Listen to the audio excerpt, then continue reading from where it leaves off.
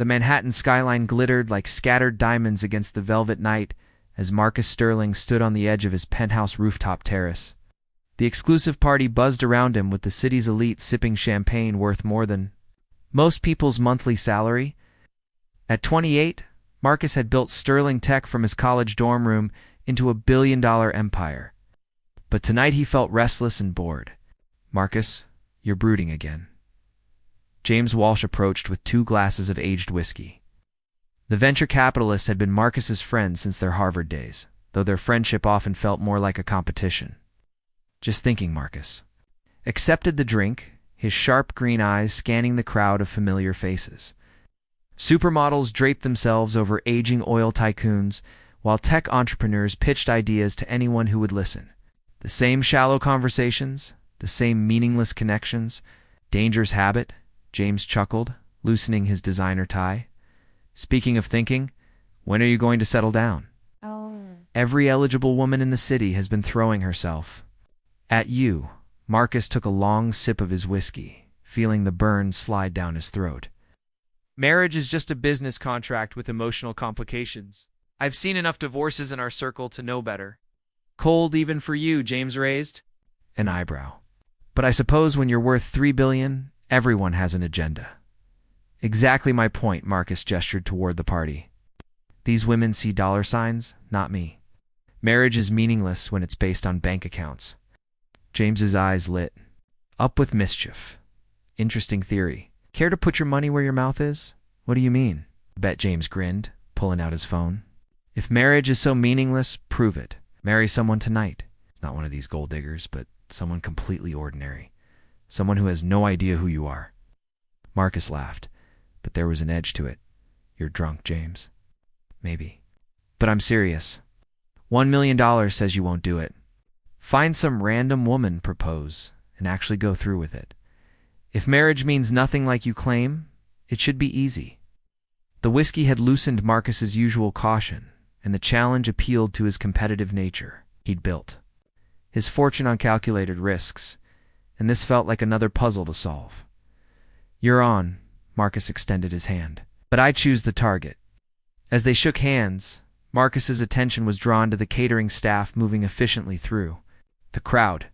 Most guests treated them like furniture, invisible and unimportant. But one woman caught his eye. She moved with quiet confidence, her dark hair pulled back in a simple ponytail. Unlike the other servers who seemed nervous around the wealthy guests, she appeared completely unbothered. When a drunken hedge fund manager tried to grab her waist, she smoothly evaded him without losing her professional composure. Marcus pointed to Ward, the woman refilling champagne glasses near the fountain. James followed his gaze and whistled low. "The caterer?" "Marcus. She's working. This isn't a movie." "Perfect. She's definitely not here for my money," Marcus straightened his jacket and ran a hand through his dark hair. "Wish me luck." He approached her as she was arranging fresh glasses on a silver tray. Up close, he noticed her eyes were an unusual shade of amber, and despite her service uniform, she carried herself with an almost regal bearing. "Excuse me," Marcus said, his voice smoother than usual. She looked up, her expression politely neutral. "Can I help you with something, sir?" "Actually, yes. I have an unusual request." Marcus felt suddenly nervous, which was unlike him. "What's your name?" "Victoria," she replied cautiously. "Victoria Cross." "Victoria, I know this will sound crazy, but would you marry me?"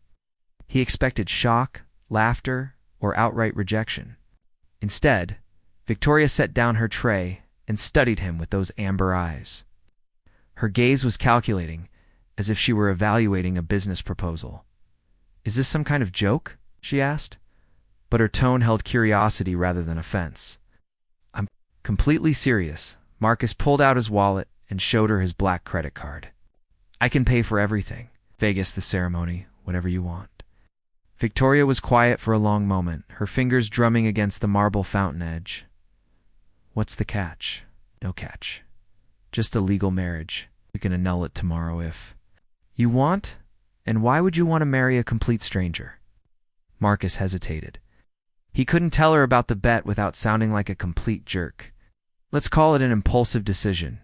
I can make it worth your while financially.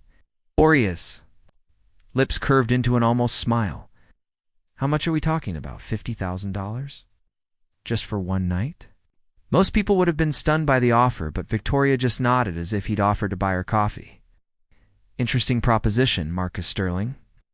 The fact that she knew his name without introduction should have surprised him, but the whiskey dulled his analytical mind. So that's a yes? I have conditions, Victoria said, her voice steady. No media, no publicity, and we keep this between us. Agreed. And if we're doing this, we do it properly. Real ceremony, real vows, even if it's temporary. Marcus extended his hand. Deal. As Victoria shook it, her grip was firm and confident. Deal? But you might want to reconsider, Mr. Sterling. Marriage can be more complicated than you think. Something in her tone made Marcus's pause. But James was already approaching with a triumphant grin, and the momentum of the evening carried them forward. So? James asked. We're going to Vegas, Marcus announced, surprising himself with how natural the words felt. Victoria excused herself to change out of her uniform, and as Marcus watched her walk away, he wondered what he'd just gotten himself into. There was something about Victoria Cross that didn't quite fit the picture of a struggling caterer. But the whiskey and the thrill of the bet pushed those thoughts aside. Within an hour, they were in Marcus's private jet, heading toward Nevada, with Victoria sitting across from him, looking completely at ease in a simple black dress she'd produced from somewhere. As the city lights faded below them, Marcus realized he'd just made either the best or worst decision of his life. The private jet hummed quietly through the night sky as Marcus studied his unexpected companion. Victoria sat across from him, her posture relaxed as she sipped champagne from crystal flutes his staff had provided. Most people would be overwhelmed by the luxury of a private jet, but Victoria seemed to take it all in stride. So Marcus began, trying to break the comfortable silence that had settled between them. Tell me about yourself, Victoria. She looked up from the magazine she'd been casually flipping through. What would you like to know? Everything. Your job, your family, your dreams. I mean, we're about to get married, even if it's temporary. Victoria's smile was enigmatic. I work in hospitality, as you saw. I live alone, no family to speak of. As for dreams, I suppose I dream of freedom. From what? Expectations, she said simply, taking another sip of champagne. What about you, Marcus Sterling? Besides building tech empires and making impulsive bets, what drives you? He was surprised by how perceptive she was. How do you know about the bet? Your friend wasn't exactly subtle. Plus, billionaires don't usually propose to caterers unless there's an ulterior motive. Marcus felt heat rise in his cheeks. I'm sorry about that. It started as a stupid challenge, but now that we're here, I want to make sure you're comfortable. With this, I'm more comfortable than you might think, Victoria said, and there was something in her tone that made Marcus's pause.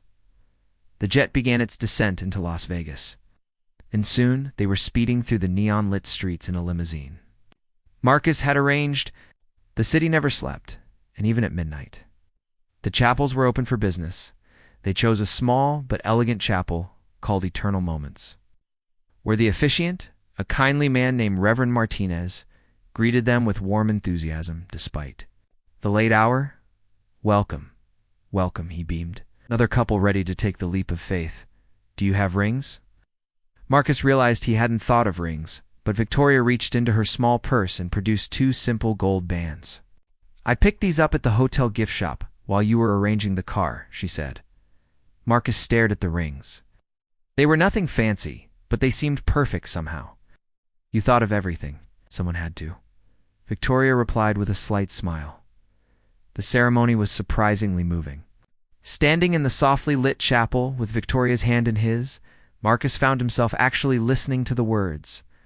When Reverend Martinez spoke about commitment and partnership, something stirred in Marcus's chest that he didn't expect.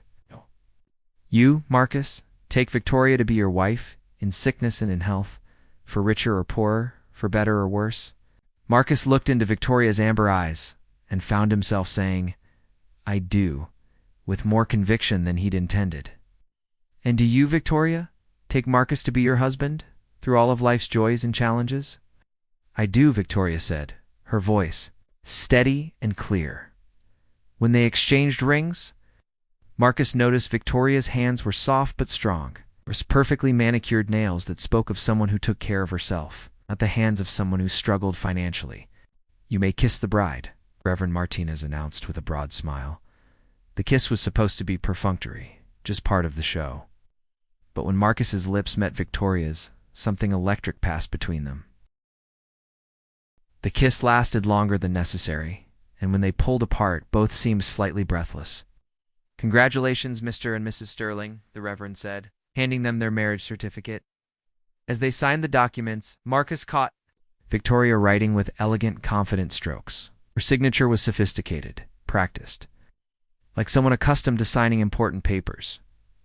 Back in the limousine, heading to Marcus's Vegas penthouse, Victoria studied the marriage certificate. With an unreadable expression. Any regrets? Marcus asked. None, Victoria replied. What about you?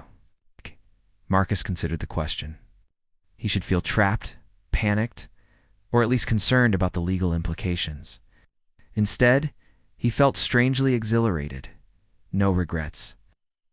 They arrived at the luxurious penthouse suite Marcus kept for business trips. The floor-to-ceiling windows offered a spectacular view of the Strip. The space was furnished with the finest modern amenities. Impressive, Victoria said, walking to the windows. You have good taste? Thank you. The couch pulls out into a bed if you prefer privacy, Marcus offered, suddenly feeling awkward about the sleeping arrangements. Victoria turned from the window, and in the soft lighting of the suite, she looked almost ethereal.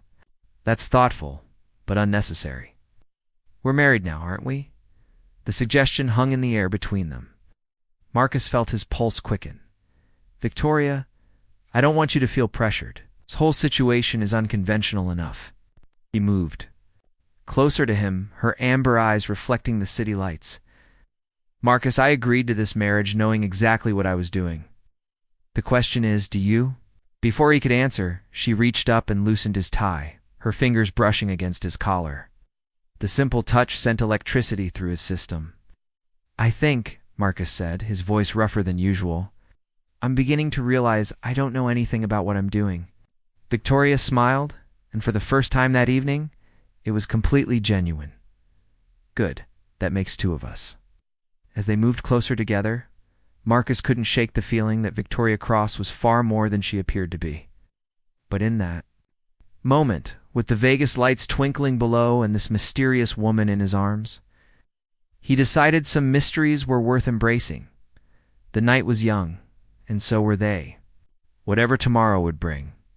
Tonight belonged to them, and the unexpected connection that had sparked between two strangers who had agreed to become husband and wife on a whim. Marcus had made the bet, thinking marriage meant nothing but as Victoria's. Lips met his again. He began to suspect he might be very wrong. Marcus woke to the sound of gentle humming and the rich aroma of freshly brewed coffee. Sunlight streamed through the floor-to-ceiling windows of his Vegas penthouse, casting golden patterns across the marble floors. He'd expected to wake up alone, or perhaps to find Victoria panicking about their impulsive marriage. Instead, he found her on the balcony, perfectly composed in one of his dress shirts, her hair catching the morning light as she sipped coffee from a delicate porcelain cup. Good morning, husband, Victoria said with a playful smile as he joined her outside. Good morning, wife, Marcus replied, still adjusting to how natural the word felt. You're up early. I'm always an early riser. Coffee's fresh, and I took the liberty of ordering breakfast from room service. I hope you don't mind. Marcus poured himself a cup, noting that Victoria had somehow managed to find the expensive beans he kept in the penthouse kitchen. Most people would be freaking out right about now, having second thoughts about marrying a stranger. Victoria's laugh was melodic and completely untroubled. Would you prefer me to be hysterical? I could throw myself dramatically onto the couch and demand to know what we've done, if that would make you feel better. No, Marcus said, studying her face. But your reaction is unusual. Most people would be at least a little overwhelmed. I'm not most people, Victoria replied, and something in her tone made Marcus's pause. Their breakfast arrived, wheeled in by impeccably uniformed staff. As they ate, Marcus found himself watching Victoria carefully. She handled the formal place. Settings with practiced ease, knew exactly how to interact with the service staff. And when she mentioned current events, her insights were sophisticated and well-informed. Victoria, Marcus said carefully, "What exactly do you do in hospitality?" "I work events," she said vaguely. "Corporate functions, private parties, that sort of thing. And you enjoy it?" Victoria's smile was enigmatic. It has its moments. Meet interesting people. Learn about different businesses. Observe how the wealthy live their lives. Something about her phrasing bothered Marcus, but before he could pursue it further, his phone rang. James Walsh's name appeared on the screen. "I should take this," Marcus said, stepping inside. "Well," James's voice crackled with excitement. "Did you actually go through with it?" "We're legally married," Marcus confirmed, glancing back at Victoria, who was still enjoying her breakfast on the balcony. "Unbelievable. How's your blushing bride handling married life with a billionaire?" Marcus frowned. "That's the thing, James. She's not acting like someone who just hit the jackpot. She's completely calm about everything. Maybe she's in shock? Or plotting to take half your fortune? No, it's something else. She's too composed, too knowledgeable. About things a caterer wouldn't typically know. You're overthinking this, Marcus. Enjoy your victory and come back to New York. We'll have the marriage annulled, and you'll have won the bet." After hanging up, Marcus found Victoria had moved to the living room, where she was examining his collection of first-edition books with genuine interest. "Impressive library," she said, running her fingers along the leather spines. "I particularly admire your collection of business biographies. Buffet, Jobs, Carnegie. Do you actually read them, or are they just for show?" "I read them," Marcus said, moving closer. "Do you find successful people fascinating? Their strategies, their decision-making processes, their ability to see opportunities others miss?" Marcus pulled a book from the shelf, a rare biography of a steel magnate. "This one's particularly interesting. The author had unprecedented access to private family documents." Victoria took the book, opening it carefully. Yes, the Cross family papers. They revealed quite a bit about how old money operates differently. From new money, Marcus felt his heart skip. "You're familiar with the Cross family?" "Everyone in business knows about Cross Industries," Victoria said casually, "though they've been more private since the patriarch died. The family's been in litigation over succession for years." "What kind of litigation?" Victoria's expression became guarded. The usual, competing claims, family disputes, questions about the will.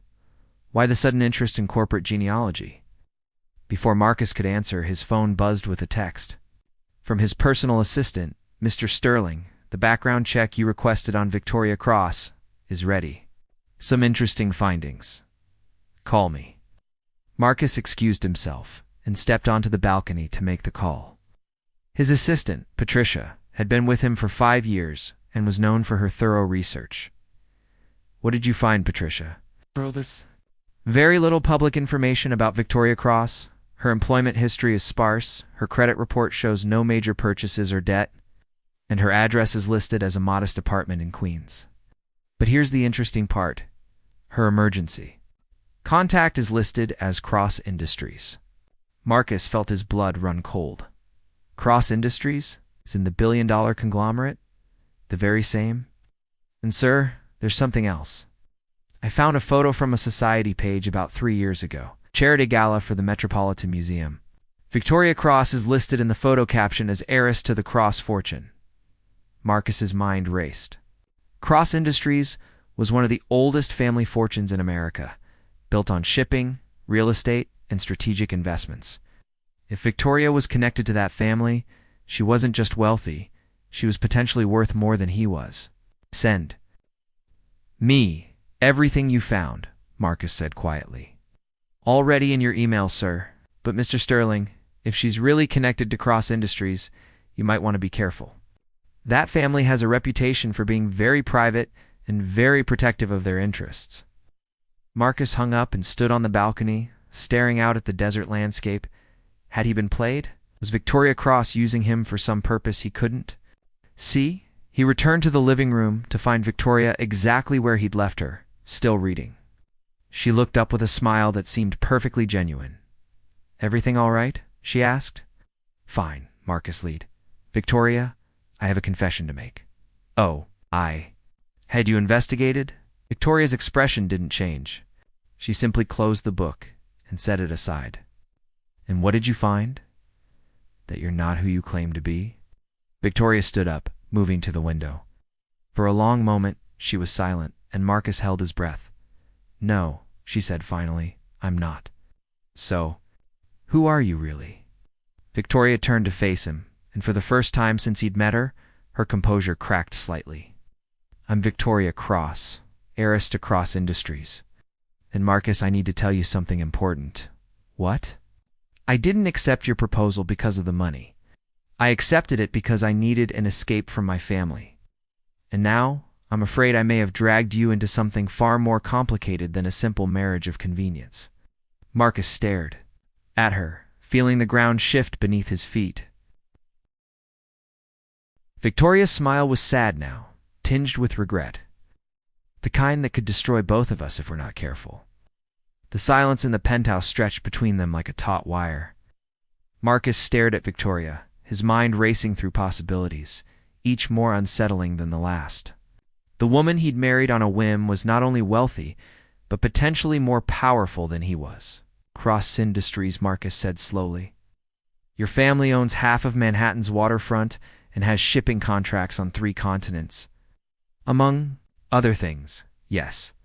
Victoria moved to pour herself another cup of coffee, her hands steady, despite the tension in the room. My grandfather built that empire from nothing. My father expanded it globally before he died 5 years ago. You're the heir. One of them, Victoria's voice carried a bitter edge. Which is where the complications begin. Marcus sat, down heavily on the leather sofa. Explain. Victoria joined him, but kept distance between them. When my father died, he left the company to be split between his children. Me and my half-sister Celeste, who's 10 years older and has been running day-to-day operations.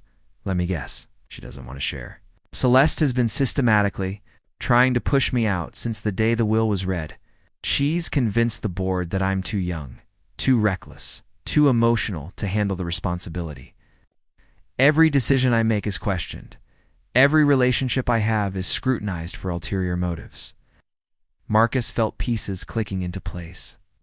So you've been hiding your identity, working ordinary jobs to prove you can function without the family. Name exactly. And it was working until 3 months ago. What happened 3 months ago? Victoria's expression darkened. Celeste discovered I was living under my own name, working regular jobs. She threatened to use it against me, to prove to the board that I was slumming and not serious about the business. She said she'd paint me as unstable, someone who abandons responsibility. That's when you started working the catering events. High-end events where I could observe business dealings while staying invisible. I was gathering information, learning how deals really work outside of boardrooms. And then you happened. Marcus ran his hands through his hair. Victoria, when you married me, what exactly were you hoping to accomplish? Before she could answer, Victoria's phone rang. She glanced at the screen, and her face went pale. I have to take this, she said, stepping away. Hello, Celeste. Even from across the room, Marcus could hear the sharp voice on the other end of the line. Victoria, darling, I've been trying to reach you. Imagine my surprise when I saw the marriage certificate filing from Clark County, Nevada. Victoria Cross? Sterling. How romantic. Victoria's grip on the phone tightened. It's not your concern, Celeste, but it is. Marrying Marcus Sterling, the tech billionaire, without any prenuptial agreement? The board will be fascinated to hear about this impulsive decision. They're already questioning your judgment, and now you've potentially given half of your inheritance. To a stranger? Marcus stood up, understanding immediately what was happening. This was exactly the kind of ammunition Celeste needed to paint Victoria as irresponsible. The marriage is legal and binding, Victoria said, her voice steady despite. The attack? Indeed it is, which is why I'm calling an emergency board meeting for tomorrow morning. We need to discuss the implications of this decision for the company's future. I trust you'll both be there to explain yourselves. The line went dead. Victoria, stared at the phone, her composure finally cracking. "She's going to use our marriage to destroy me," Victoria said quietly. "She convinced the board that I'm unstable, that I married you for your money, or that you married me for mine. Either way, I'll lose everything." Marcus moved to her side. "Not necessarily. Marcus, you don't understand. Celeste has been planning this for years. She has allies on the board, evidence of every mistake I've ever made, and now she has proof that I make reckless decisions and we don't give her what she expects." Victoria looked up at him, hope flickering in her amber eyes. "What do you mean?" Kapora pulled out his phone and dialed Patricia's number. "Patricia, I need you to prepare a complete financial disclosure package for Sterling Tech. Everything, assets, holdings, projected earnings for the next 5 years. And I need a team of lawyers in New York by tonight. Sir, I'm about to enter into a very public business partnership, and I want every detail to be bulletproof." After hanging up, Marcus turned to Victoria. "If Celeste wants to question your judgment, let's give her something to really think about. We're not going to hide or make excuses. We're going to show them exactly what they're dealing with." "I don't understand." Marcus took her hands in his. "Victoria, in the past 24 hours, you've shown more business acumen and strategic thinking than most of my board members demonstrate in a year. You identified a problem, developed a solution, and executed it flawlessly. You saw an opportunity." "And took it? An opportunity?" "Marrying me wasn't just an escape from your family. It was a power move. You allied yourself with someone who has resources and influence independent of cross-industries. Whether you consciously planned it or not, you just changed the entire dynamic of your family's power structure." Victoria stared at him, and slowly, a smile spread across her face. "You're right. Celeste can't dismiss you the way she dismisses me. You're not family, you don't owe her anything, and you have your own empire." "Exactly. And if we present a united front, if we show them that this marriage was a strategic alliance between equals, Celeste's narrative falls apart." Victoria's eyes brightened with possibility. "We could propose a merger. Sterling Tech's innovation, capabilities combined with cross-industries, infrastructure, and global reach. Now you're thinking like the heir to a billion-dollar empire," Marcus grinned. "But Victoria, I need to know something." "What? Was any of this real for you? The attraction, the connection we felt last night?" Victoria moved closer to him, her hand touching his cheek gently. "Marcus, I may have had practical reasons for accepting your proposal, but what happened between us last night had nothing to do with business strategy." "That was real good," Marcus said, leaning into her touch. "Because we're about to go into battle together, and I need to know my partner is someone I can trust completely." "You can trust me," Victoria said, standing on her toes to kiss him. Softly, "The question is, are you ready to take on one of the most powerful families on the East Coast?" Marcus wrapped his arms around her, pulling her close. "Victoria, I've been building empires since I was 22. Bring it on." As they held each other in the morning light streaming through the penthouse windows, both knew they were no longer just two people who'd made an impulsive decision in Vegas.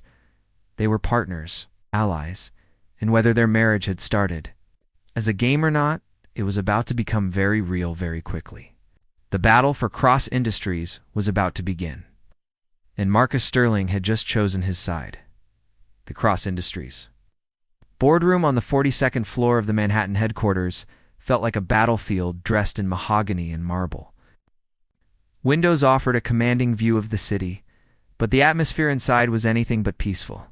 12 board members sat around the polished conference table, their faces carefully neutral as they waited for the proceedings to begin. Marcus adjusted his tie and glanced at Victoria beside him. She looked every inch the business heiress in. A tailored navy suit, her hair pulled back in an elegant chignon.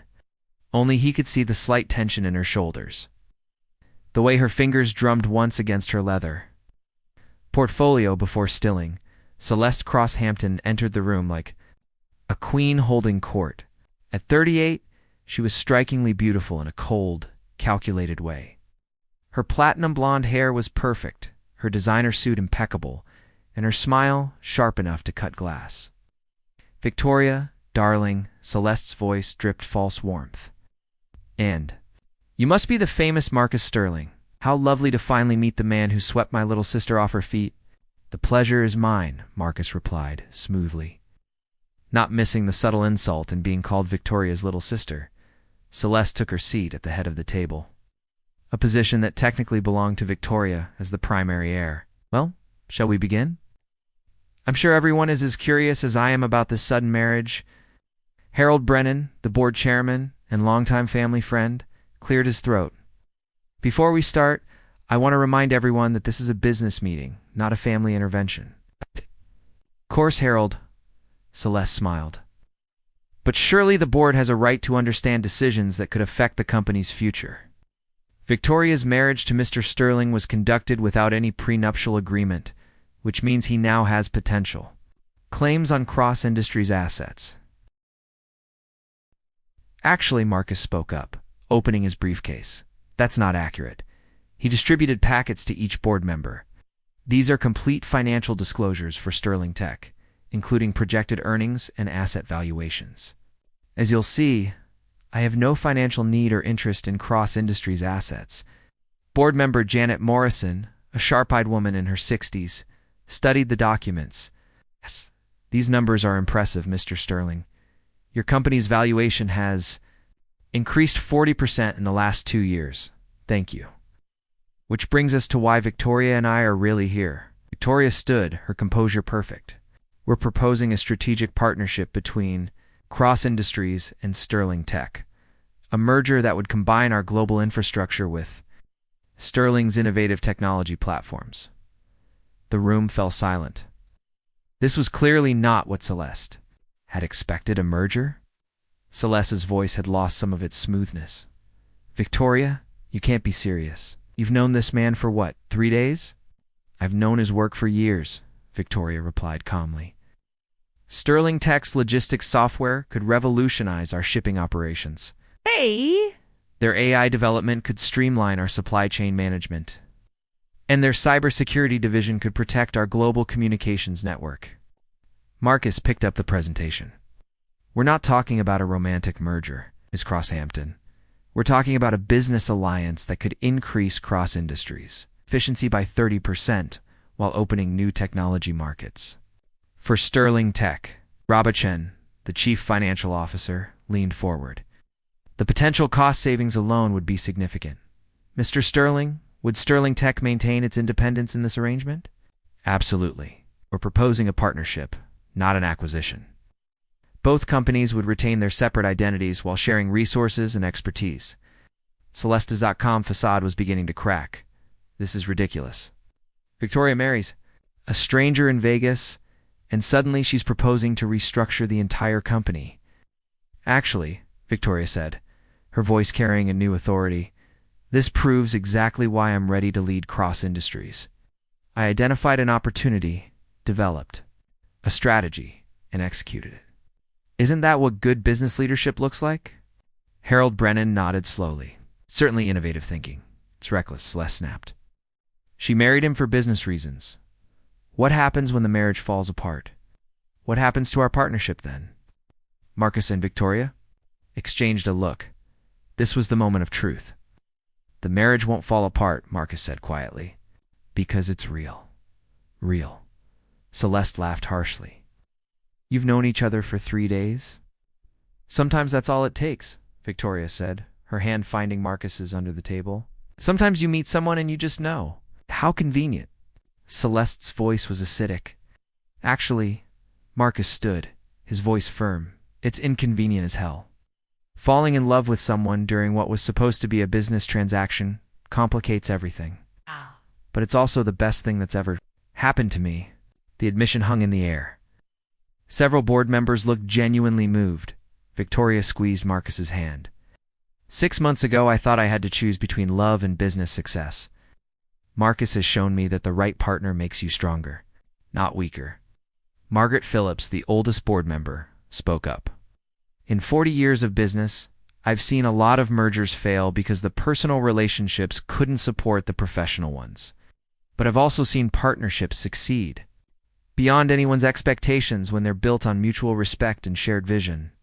The numbers support the proposal, added Robert Chun. And frankly, This is the kind of bold thinking cross-industries needs to stay competitive. Celeste looked around the table, realizing she was losing control of the narrative. Being manipulated, she planned this entire thing. Maybe I did, Victoria said, standing to face her half-sister. Maybe I saw an opportunity and took it. Maybe I was smart enough to recognize that Marcus Sterling would be an incredible partner, both personally and professionally. If that's manipulation, Celeste, then I learned it from watching you. The room was silent except for the soft hum of the air conditioning.